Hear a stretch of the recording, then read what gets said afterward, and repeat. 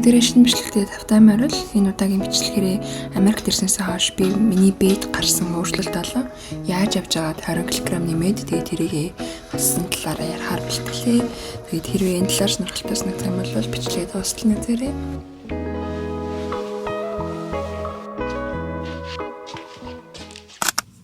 Өнөөдөр надад хийх маш олон зүйлүүд байгаа. Тэгээд тийм болохоор өглөө ажил болгоод ирцээрээд нүрээ анзлаад нүрээ будаад гарахтаа бэлчж जैन. Тэгээд яагаад ч юм ингээд хийх ёстой олон ажлууд байх юм бол гэртээ хийж чадах өөрийнхөө бүтээмжиндээ итгэдэггүй болохоор тэрийг шалтгаан болгож гоё кофе шоп орж кофе унгаа ажлуудаа хичээлүүдэд амжуулах дуртай. Тийм бол цаанаасаа яагаад ч юм нэг тийм мөнгө төлж байгаа гэхлээр ч юм уу эсвэл би одоо энэ чи юм аваад мөнгө төлөөд энэ сууж байгаа болохоор сайн хичээх хэрэгтэй гэсэн тийм ойлголтоор илүү сайн бүтээмжтэй байдаг юм шиг санагддаг. Тийм болохоор ямар ч тайчтай хамт гарч кофе шоп орж сууя. Тэгээд ярианд орцгоё.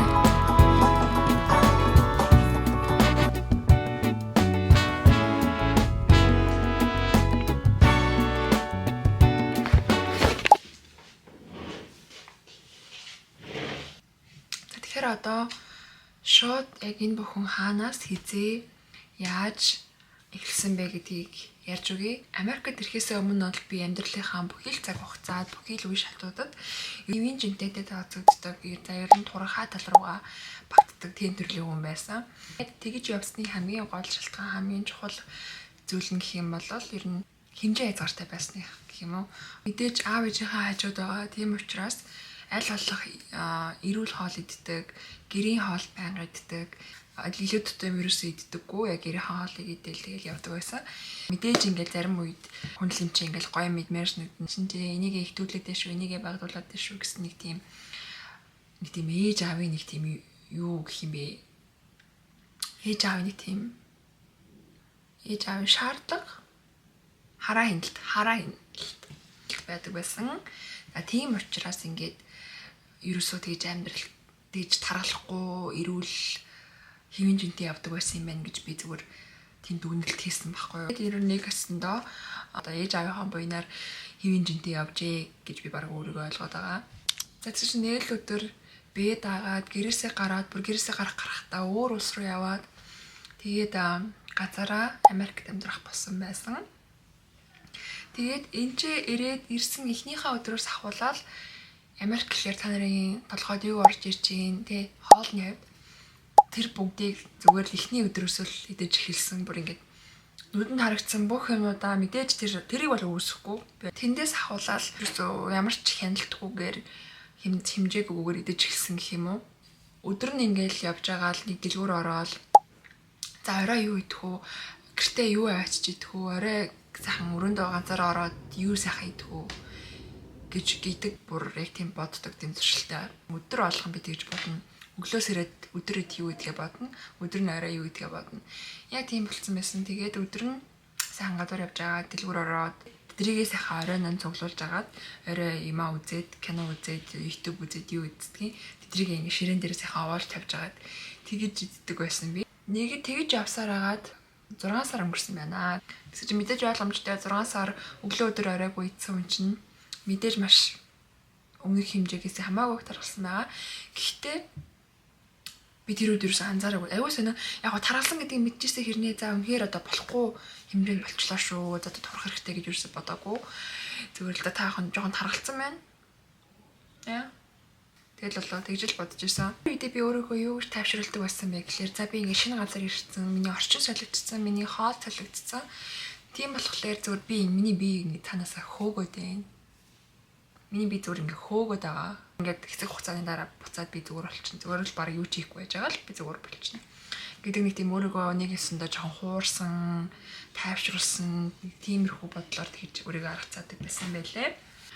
За ингэж өөрийгөө тайвшруулаад дахиад 6 сар өнгөрсөн байна. Яг 26 сарын туршид гэх юм бол нэг хаяа нэг тийм ингээ алдан гонон йогондоо явдаг. Одоо яг явж байгаа би core power-т заримдаа очиж ордог гэсэн аахгүй. Тэгээд тийм core power-т тэгээд хаяа нэг gym хийгээл тэгээд жоохон алхаж малхдаг заримдаа гүйдэг.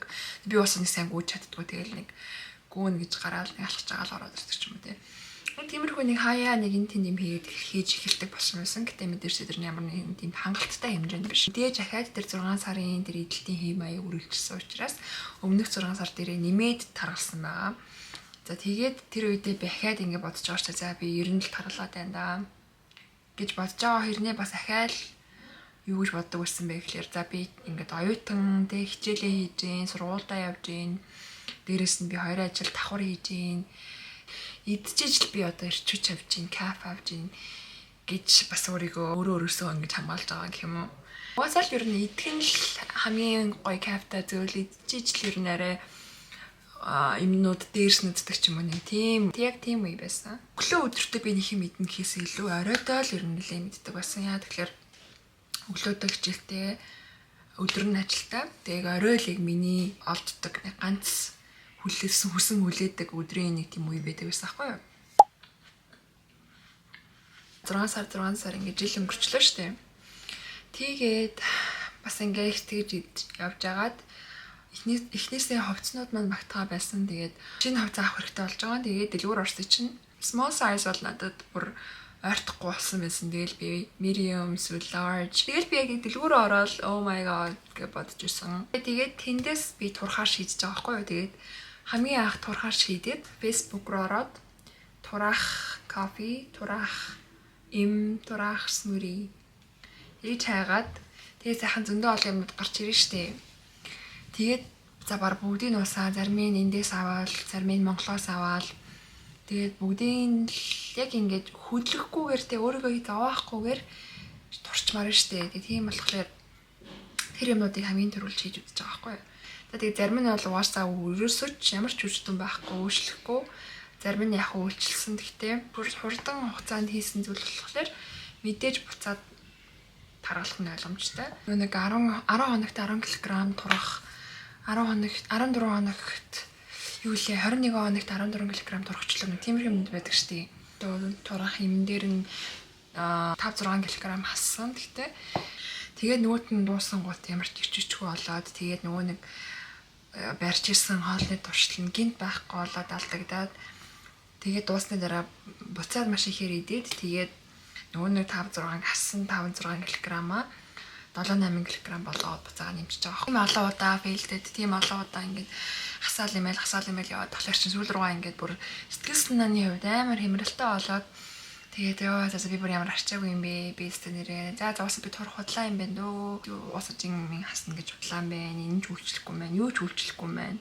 Тийм учраас та нар хэрвээ турах юм уугаад турчий, турах кофе уугаад турчий гэж бодож байгаа бол хэсэг хугацаанд үр дүн гарна. Гэхдээ тэрийгээ буцаал байхгүй болно. Тийм учраас надад итгээд тэдрийг битгий гээгээл. Тэгээд нэг л өдөр юу надад нөлөөсөн тийм одоо л өстэй сүүлчээ удаад ямар ч юм тан гэхгүйгээр яг жинхэнэ өөрөө хичээгээд үзье. Хамгийн сайнараа тэгээд яг яадгийн баган бүр ингээл өстэй. Хамгийн сайнараа л бүх юмаа дайчлал хичээгээл үзье яг энэ удаа. Маш их хичээгээд, төвчээд, өөртөө итгээд ингээ хийгээл явах юм бол ямар нэгэн үр дүн гарч таарна. Тэгээд тэр үр дүнг харъя тий.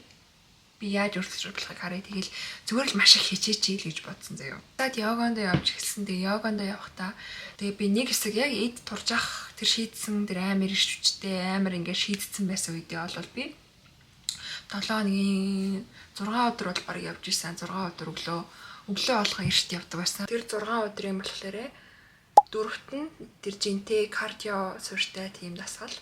Тэгээд 60 минутын нэг оролтонд 60 минутын тийм дасгал. Тэгээд хоёрт нь болохоор зөвхөн тийм халуун яваа хийдэг байсан. Тэгээд хоолны хувьд гэх юм бол өөрийгөө удаан хугацаагаар олон цагаар өсгөхгүй цатгалан мэдрэмж өгөх хоолнуудыг ер нь идчих хэрэгтэй юм байна.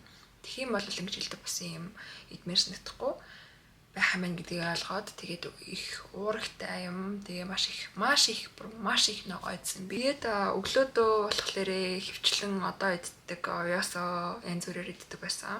Угаасаа би овёсонд бол аягүй дуртай яашгүй аз болж. Тэгээ овёсоо би янз бүрээр иддэг тэрс залхдаггүй. Тэгээ өдөртөө тэр ногоо махаа идээд оройн ерөөсөө хоол идэггүй. Тэгээд шивгоо иддэг байсан оронд нь. Тэгээд өмнөх бичлэгүүдийг хэрвээ та нар үзчихсэн бол би маш их шивгоо идж байгаа төрсөд гарна. Тэгээд шивгоогоо лимоны шүстэй идэл тэгэл чатлал бүр дүүрэн болтлоо гэзэд өртөл шивгоо гэдэг байсан. Тэгээд шивгоо ер нь надад амар туссан. Шивгоо жил би ер нь ихэнх өдрүүдийнхаа үлийг дарсан. Заримдаа угаасаа тэгэл үсэх нь ойлгомжтой шүү дээ. Тэр тэгж олон удаан хугацаагаар ходоодоо сунгатлаа юм идсэн хүн чинь тэдрийг эдмэрснэд нь мэдээж тэр үедээ тэгэл шивгоогоо иддэг байсан. Миний хамгийн тарган хэмжээ зарим нэг хүний хувьд гэх юм бол хэвийн хэмжээ байж болно. Тийм учраас нэрээ жоохон таргалчаад сүртэй ингэж битгий бодорой. Ингийн үедээ бол би нэг 58 59 кг-тай л ер нь хөвчлэн байдаг байсан. Хамгийн эд таргалсан үедээ би 80 кг. Би бол маш их тийм чихэртэй мэдэх дуртай. Ялангуяа гурилан бүтээгдэхүүнд маш дуртай төрлийн хүн. Тэдрийг идэхгүй байна гэхээр угаасаа маш хэцүү. Яг ингэ идэж болохгүй гэж бодчихлоо. Улам эдмэрс мэддээ штэ. Ганц гаргалгаа нь тэдрийг арай калори багтай эрүүл зүйлүүдээр орлуулж идэх байсан. Тэгээд тэрнээсээ болоод хүмүүсийн эрүүл хоолны журнууд тэднээс санаа авч ер нь гурилын идэх юм идэх хүслээ дэж зардаг байсан. Одоо бол миний бие тасцсан тий. Одоо эрүүл амьдралынхаа хэм их тасцсан. Тасгалаа хийгээд эрүүл хоол идэх явж байгаа. Тэгээд яг тийм хэмнэлд орчихлоор угаасаа хүн бүр нэг тийм зовхоо байчт юм бэлээ. Нэг хэсэг хугацаанд л зовд юм бэлээ. Яг хамгийн анх хийж эхэлж байхдаа тэр хугацаанд л маш хамгийн хэцүү. Одоо тэгээд дөнгөж тасгал хийж эхэлж байгаа, эрүүл хооллож эхэлж байгаа, турмаар байгаа хүмүүс байх юм бол хэцүү байгаа бол битгий шантраарай. Тэгэхээр энэ бичлэгээрээ би Америкт ирээд яг гадаад үзмжийнхаа хувьд те яг жингийнхаа хувьд яг ямар зүйл тулсан бэ гэдэг өөрийнхөө туршлагаасаа л хуваалцлаа. Тэгээд энэ дотор зөв буруу зүйлүүд байгаа ба. Тэгээд тийм болохоор ямар ч тач бичлэгийг маань үзсэнд баярлалаа. Дараагийнхаа бичлэгээр бүгдээрээ уулзъя.